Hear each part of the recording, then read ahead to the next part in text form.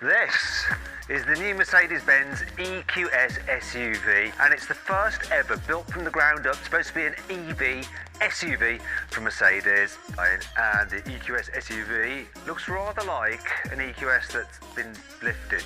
Surprise, surprise. Has a similar blanked off grille look. We've got the Mercedes 3-point star in there. Got a full length daytime running light there, strip across the front. You get LED lights as standard, of course, but you can get an upgraded set of lights with 1.3 million little mirrors in them to direct light exactly where it needs to be. Now the difference between the EQS SUV and the normal saloon car is that the LED daytime running lights are like this triangular design here rather than the dots of the saloon, and the car obviously is more imposing. It's like 33mm wider than the saloon version.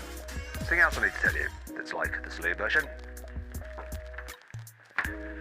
Mercedes won't let you under the bonnet for some reason. However, earlier on I saw a man working under the bonnet, so I now know how to get in there. And in another video with one of these kind of cars, when I get it in the UK and there isn't a cross-looking German from Mercedes watching me, I'll show you what's under there. I promise. Because the bonnet doesn't open, if you need to top up with windscreen washer fluid, you do it here through this little port, just like on the EQS. And the wheelbase and the distance between the front and the rear wheel is exactly the same as on the EQS because it shares the same floor plan as the car. However, this SUV is actually 9 centimetres shorter, and that, combined with the fact that it's 20 metres higher,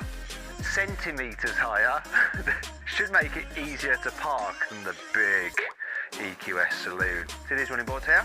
Optional extra. You have to pay if you want those, but you can save some money though because they improve the car's aerodynamics, which means you get more kilometres per charge out of the car. Mercedes won't say exactly how many more kilometres you'll get from those, but it'll probably be just a few. Here at the back you've got a full length light bar which looks really nice. You've probably noticed this as well, the roof spoiler, and it's black, which means that this car looks slightly low at the rear end, a bit more coupe-like than it actually is because it right follows this line here. He told me that. I'm just repeating exactly what the man from Mercedes said.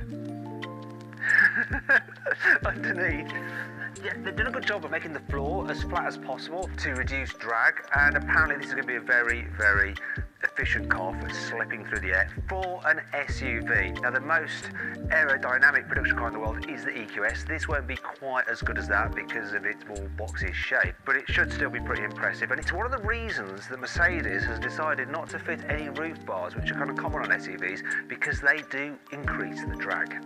Here on the inside the design is just like the EQS, only you're sitting higher, of course. However, you seem quite low compared to the height of the dash, so your view forward isn't quite as good as you might think.